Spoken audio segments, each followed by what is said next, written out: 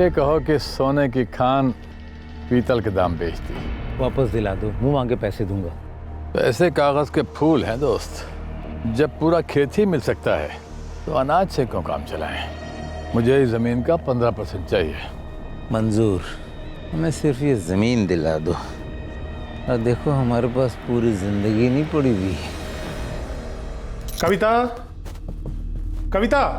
आई जी, ये लीजिए। अरे वो कांति चाचा के यहाँ से जो मैं पेपर्स लाया था वो कहाँ है? अरे आप भूल गए, आपने तो बाहर टीवी के पास रखे थे। वो मेरे बैग में डाल दो, बहुत इंपॉर्टेंट पेपर्स हैं। जल्दी करो, मुझे देर हो रही है। हाँ, अभी डाल देते।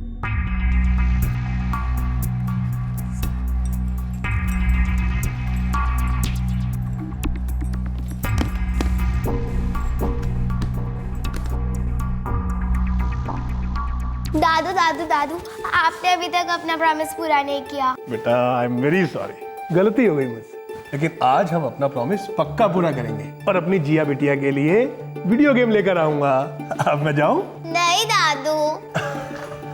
जिया बेटा, दादू को लेट हो रहा है ना, उन्हें जाने दो। अरे अशोक बेटा, तुम फैक्ट्री नहीं गए? नहीं पापा, आज लंच के बाद जाऊंगा। ठीक है बेटा, ठीक है। अच्छा अम्मा, मैं चलता हूँ। सर, मेरे पास मेरी पूरी जिंदगी पड़ी है मेरे पापा का अधूरा सपना पूरा करने के लिए, लेकिन मैं ये सारी जिंदगी इन कोर्ट्स के चक्कर नहीं काटना चाहता बस। देखो राजेश बेटा, तुम्हारे मरहूम पापा को उनके पार्टनर ने धोखा दिया और ये केस मैं इतने सालों से लड़ रहा हूँ, लेकिन बेटा अब मेरी तबीयत ठीक नहीं रहती, इसलिए तुम्हारा ये केस अब मेरा भतीजा सूरज शुक्ला लड़ेगा। आप जो ठीक समझे। वैसे मुझे आपके जजमेंट पर 100% भरोसा है। और मुझे 100% भरोसा है कि मैं और मेरे एसोसिएट दिनेश जैन इस केस को जीत कर रहेंगे। सूरज जी, अगर आप पापा के पार्टनर के साथ आउट ऑफ कोर्ट सेटलमेंट करना चाहें तो मुझे कोई एतराज नहीं। मिस्टर मेरा, जब हम पूरा का पूरा बागान सूद समेत वापस ले सकते हैं तो चंद पेड़ों में खुश क्यों रहना? तो बेटा चले आप?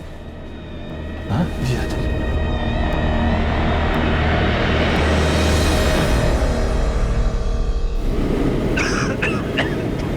अब मैं तुम्हें क्या बताऊं सूरज, तुम खुद एक काबिल वकील हो। कैसी बात कर रहे हैं चाचा जी, आप गुरु हैं मेरे। बेटा सीनियर होने के नाते एक बात जरूर कहूंगा, आउट ऑफ कोर्ट सेटलमेंट को रूल आउट मत करना, क्योंकि अक्सर जीत की जिद में हम वक्त से हार जाते हैं।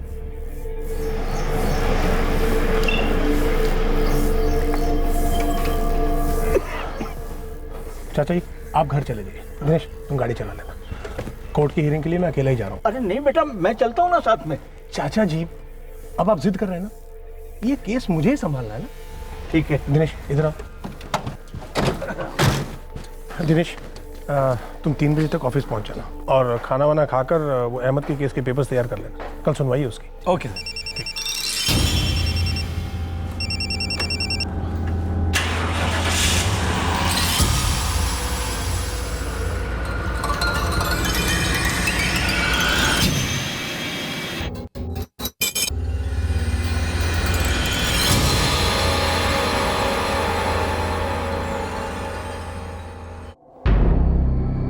The number you have called is currently switched off. The number you have called is currently switched off. The number you have called is currently switched off. The number you have called is currently switched off. अरे कोई कांति को फिर से phone लगा दो, मैं बात करूंगी।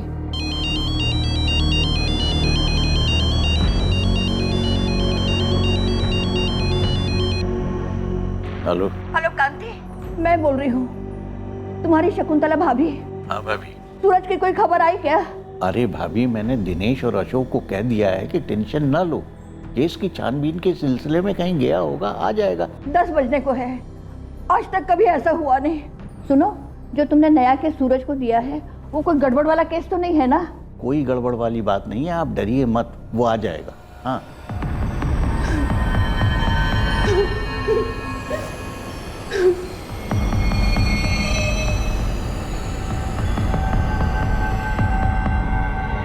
लीजिए सर। सारे दोस्तों और रिश्तेदारों से बात हुई? हाँ, सभी से हुई है। पापा कहीं नहीं है। मॉर्ग मैं हुआ है सर, सारे अस्पताल भी दिखाया। मैंने इन्हें पहले कई बार देखा है डिस्ट्रिक्ट कोर्ट में। वो वहीं प्रैक्टिस करते थे और वहीं से गायब हुए हैं। तो वहीं से ढूंढते हैं। सर, एडवोकेट सूरज शुक्ला का असिस्टेंट दिनेश जैन, वो कह रहा था कि उसने शुक्ला को तकरीबन 1 बजे यहीं गेट नंबर 1 के सामने ड्रॉप किया था। सिन्हा, इस ड्रॉप को इस कैमरे ने जरूर पिकअप किया होगा। कल दोपहर 1 बजे बाद का फुटेज निकलवाओ इसका और जितने भी कैमरे हैं यहाँ पर। जी सर। भोसले से कहो कि सीसीटीवी फुटेज रेडी रखे और सूरज शुक्ला के कॉल रिकॉर्ड्स निकलवाओ। ऑर्डर जा चुके हैं सर। तब तक हम फैमिली से बात करते हैं।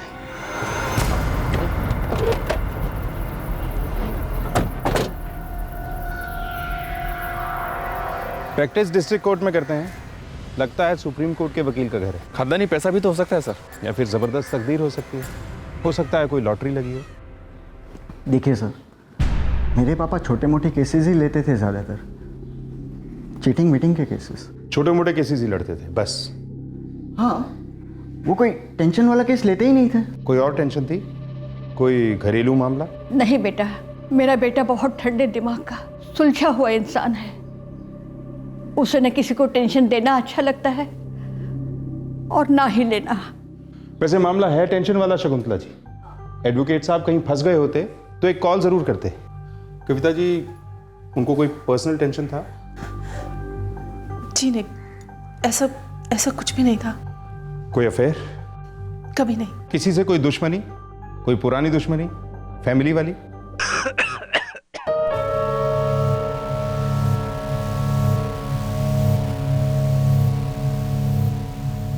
नहीं इंस्पेक्टर, मैंने जो केस सूरज को दिया था उसमें कोई खतरा नहीं था। आखिर इतने सालों से मैं भी तो लड़ रहा हूँ ना, मुझे तो कुछ नहीं हुआ।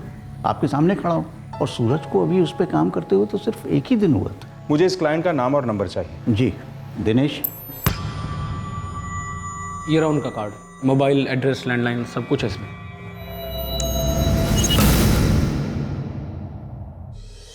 सर, जैसा दिनेश ने बताया था, 1 बजे डिस्ट्रिक्ट कोर्ट के गेट नंबर 1 पर कांतिलाल शुक्ला की गाड़ी रुकी। सूरज शुक्ला गाड़ी में सोते रहे। कोर्ट में जाते वक्त उन्हें किसी का फोन आया सर।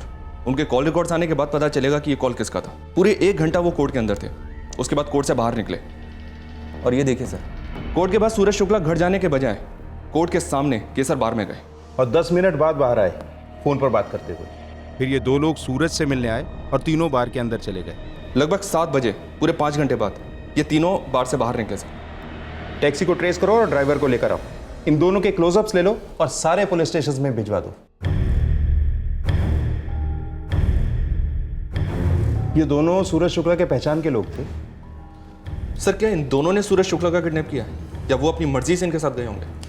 अगर ये किडनैपिंग का केस होता तो फिरौती के लिए कॉल आया होता। अब ये अलग बात है कि घर पे फोन आया हो और हमें इन्फॉर्म ना किया गया हो। सूरज शुक्ला अगर अपनी मर्जी से इनके साथ गए तो फोन को स्विच ऑफ क्यों करते और अपनी फैमिली में किसी से बात क्यों नहीं करते? 5 घंटे बाहर में थे तीनों सर। हो सकता है अक्सर बैठते हो।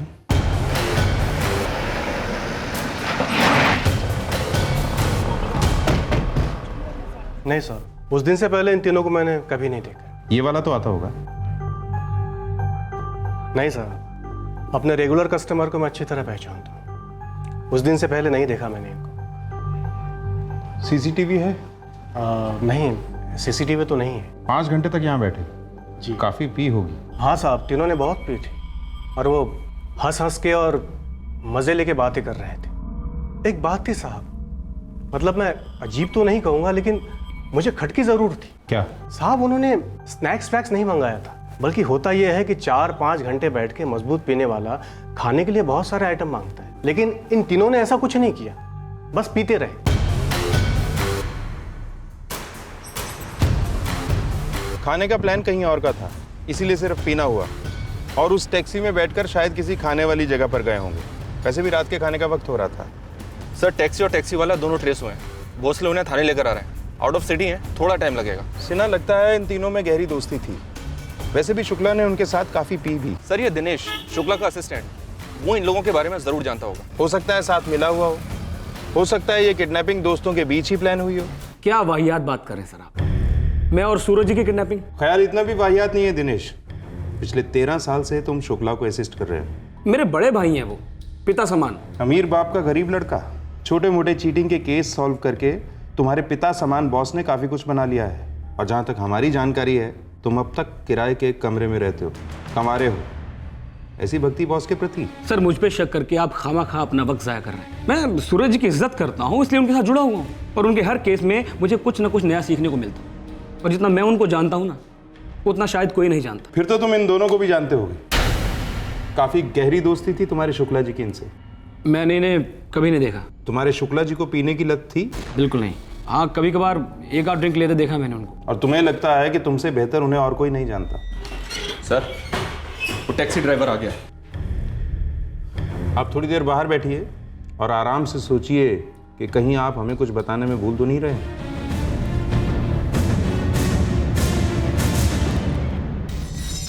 नाम? मुनीर अब्दुल शेख साहब। टैक्सी कब से चला रहे हो? कई साल हो गए साहब। हमें अब्बू की टैक्सी है, आजकल हम ही चलाते हैं। और लाइसेंस वाइसेंस कागज पत्री सब ठीक है साहब, ओरिजिनल। पर तुम्हारे कुछ पैसेंजर ठीक नहीं है साहब। इन दो ही जनों ने कल हमारी टैक्सी बुक की थी और कह रहे थे कि कोर्ट के पास केसर बार है, उधर चलना है, और शाम को लौटाइए 6:30 के आसपास। आगे जाना है वेलकम ढाबा। टैक्सी वेटिंग पे थी 5 घंटे? नहीं साहब, मैं वापस गया धंधे पे, और शाम को 7:15 बजे लौटा होते, और ये दोनों साहब इन साहब को लेके वापस लौटे, और मैं इनको वेलकम ढाबा छोड़ कर आया। कहाँ ये वेलकम ढाबा? इस सिटी के बाहर है, हमारे घर भी होते नज़दीक है, इसलिए हम वापस लौटा है। कुछ बात हो रही थी इन तीनों के बीच में? आते वक्त इन दो जनों में कोई बात नहीं हुई थी, और जाते वक्त ये तीनों पिए हुए थे, हमने ध्यान नहीं दिया साहब। शुक्ला साहब, घर पे कौन कौन है? घर पे मेरी बीवी है, मेरी माँ है, बेटा है, बहू है, एक पोती है, और मैं हूँ। बेटा क्या करता है आपका? बेटे को मैंने सेट कर दिया है, उसकी एक छोटी सी फैक्ट्री लगवा दी है। मतलब इतनी छोटी भी नहीं है, ठीक ठाक कमा लेता है वो। जिंदगी में बस एक अच्छा काम कर दो, बाकी पूरी जिंदगी आराम।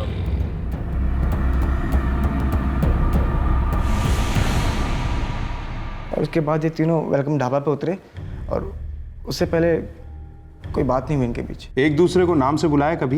इतना ध्यान नहीं दिया साहब। ठीक है मुनीर, तुम जा सकते हो। जी साहब।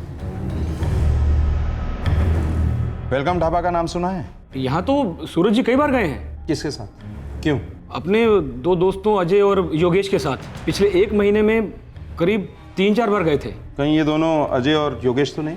सर कुछ कह नहीं सकता, मैं कभी इनसे मिला नहीं हूँ। फिर इनके बारे में कैसे जानते हो? पिछले महीने मेरे बाबा बीमार हो गए थे, तो मैं गया था उनसे मिलने। जब लौट के आया तो सूरज जी ने बताया इनके बारे में मुझे। अरे सर, क्या बात, आज आप अपना टिफिन लाए? नहीं, मैं दोस्तों के साथ आज बाहर खाना खाने जा रहा हूँ। अच्छा। वेलकम ढाबा, कमाल का खाना है वहाँ पे। दिनेश, कभी तुमको भी वहाँ लेकर जाऊंगा मैं। कौन दोस्त है सर ये आपके? पुराने होंगे, स्कूल टाइम के? अरे नहीं, अभी नए दोस्त बने हैं, अजय और योगेश। बड़े कमाल के बंदे हैं। ये लो, मैसेज भी आ गया। मैं चलता हूँ। ठीक है सर। अच्छा, आज शाम की कोई इंपॉर्टेंट मीटिंग तो नहीं है ना? नहीं सर, कोई मीटिंग नहीं है। ठीक है, मैं वहां से सीधा घर चला जाऊँ। जी सर।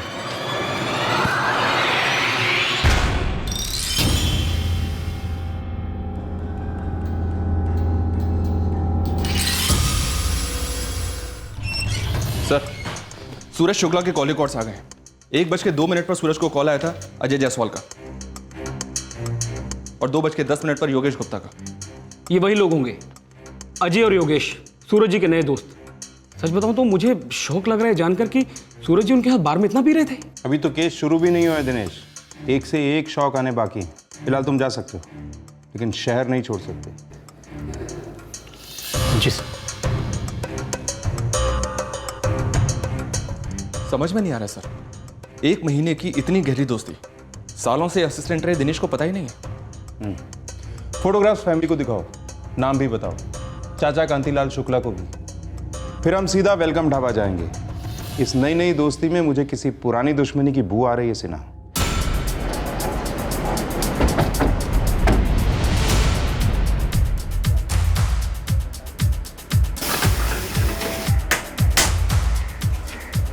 अरे साहब, ये तो वो वकील है, नाम नहीं मालूम। ये 2 दिन पहले यहाँ आए थे, इनके साथ और 2 आदमी भी थे। हाँ, आए थे ना साहब, अपने वो योगेश और अजय के साथ। इनमें से अजय कौन है और योगेश कौन है? सब ये अजय जायसवाल है और ये योगेश गुप्ता। क्या पता सर, कोई घपला किया है क्या? जानते हो इन्हें? नाम से ही जानता हूँ। वैसे ये लोग टेम्पो लाइन में है। वो अपना विपिन है ना, वो साल भर पहले लेकर आया था। ये विपिन कहाँ मिलेगा? सर जी यही विपिन है। मैं जरा अपना काम देख लूँ।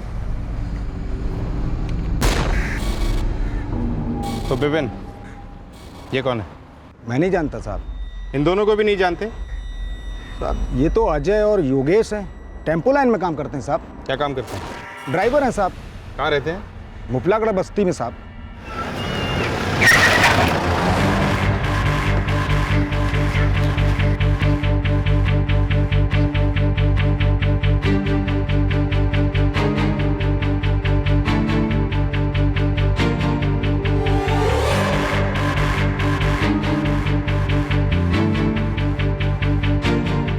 सर ये 16 बता देगा अजय जायसवाल का। ये जायसवाल परिवार कहाँ है? साहब 2 दिन पहले ही वो सब लोग अपना बैग वैग लेके कहीं चले गए और किसी को कुछ बताया भी नहीं।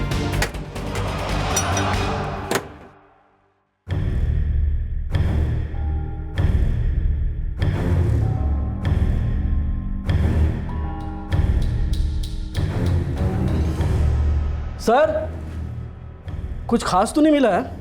ये मिला है सर। सर योगेश गुप्ता के घर पे ताला लगा हुआ था। 2 दिन पहले योगेश अपनी पत्नी के साथ कहीं निकल गया। पड़ोसी से उसकी बीवी रेखा का सेल नंबर मिला है। लगता है अजय और योगेश अपनी फैमिलीज के साथ साथ भागे हैं। पकड़े भी साथ में जाएंगे।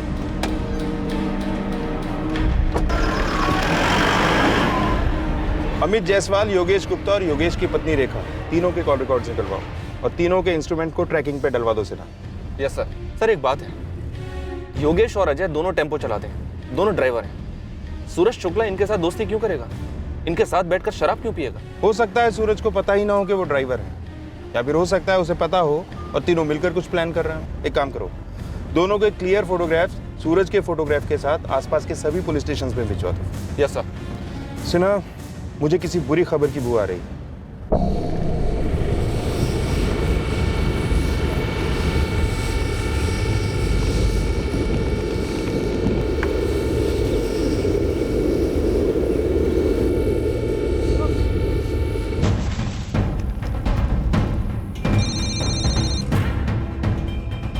मुकरबाग पुलिस स्टेशन।